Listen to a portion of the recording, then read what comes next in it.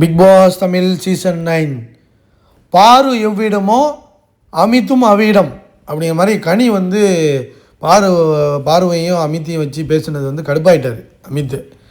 ஏண்டா இன்னும் 2 நாள் என் குடும்பம் வருது, சிவரஞ்சனி வந்து செருப்பல்ட்டு அடிப்பா, நீ இந்த மாதிரிலாம் பேசிக்கிட்டு இருந்தா என்ன பண்ணுறது? லைக் பண்ணிட்டு வீடியோ பாருங்கள், கண்டிப்பாக சப்ஸ்கிரைப் பண்ணிட்டு வீடியோ பாருங்கள் ஃப்ரெண்ட்ஸ். இவங்க வந்து பாரு எவ்விடமோ அமித்தும் அவ்விடம் சொல்லுவாங்களாம். இல்லை நான் என்னமோ சொல்லிடக்கூடாது, நான் சொல்ல மாட்டேன், நீங்கள் பேசுனதுனால தான் நான் சொன்னேன். இதை இவ்வளோ சென்சிட்டிவாக நீங்கள் எடுத்துக்கிறீங்களா அமித்து?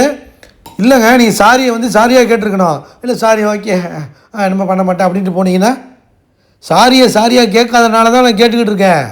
உனக்கு புரியுதா இல்லையா?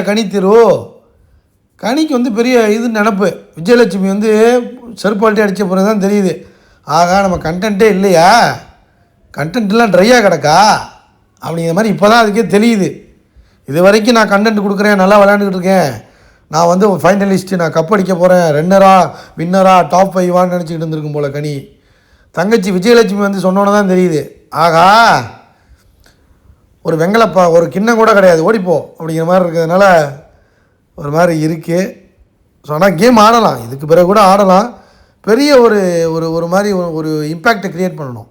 பிரதீப் ஆண்டனி வந்து 2 வாரம், மொதல் வாரம் 2வது வாரம் 2 வாரம் 3 வாரத்துக்குள்ளே கிட்டத்தட்ட 70% 60% ஓட்டு வாங்கினார்.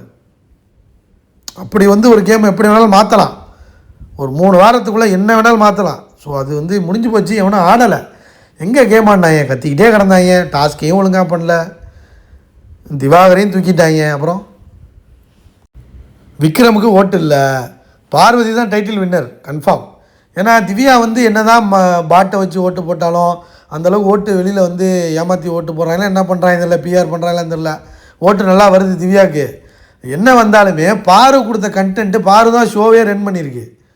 ஸோ எப்படி மாயாவுக்கு கொடுத்தாங்களோ ரன்னரு, அதே மாதிரி பாருக்கு ரன்னர் கொடுக்க வாய்ப்பு இருக்குது. சொல்ல முடியாது, டைட்டில் வின்னர் ஆகிறதுக்கு அதிக சான்சஸ் இருக்குது.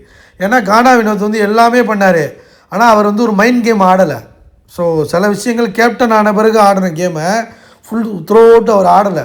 ஸோ அதையும் கன்சிடர் பண்ணி கொடுக்க வாய்ப்பு இருக்குது. ஸோ வெயிட் பண்ணி பார்ப்போம், இது வந்து நம்ம கையில் கிடையாது. மாமா டிவி கொஞ்சம் சூஸ் பண்ணணும், அதை தாண்டி ஓட்ஸு தான் இப்போதைக்கு சான்ஸ் வந்து வினோத்துக்கு தான் இருக்குது. அதை தாண்டி யாருக்காவது கொடுக்கணும்னா பாருக்கு கொடுப்பாங்க, இல்லை பாருக்கு ரன்னர் இருக்கும், இல்லைன்னா திவ்யாவுக்கு ரன்னர் இருக்கும், அந்த மாதிரி தான் இருக்கும்னு நினைக்கிறேன். போகிற போக்க பார்த்தா கம்ரு ஏதாச்சும் ஒன்று இந்த ஃபேமிலி டாஸ்க் முடிஞ்சு ஒரு பெரிய இம்பேக்ட் ஒன்று கிரியேட் பண்ணி அடித்து தும்சம் பண்ணால் சான்ஸ் இருக்குது. ஸோ இவங்க அமித்துக்கும் கனிக்கு உள்ள சண்டை ஒன்றும் கிடையாது. கமெண்ட் பண்ணுங்கள்.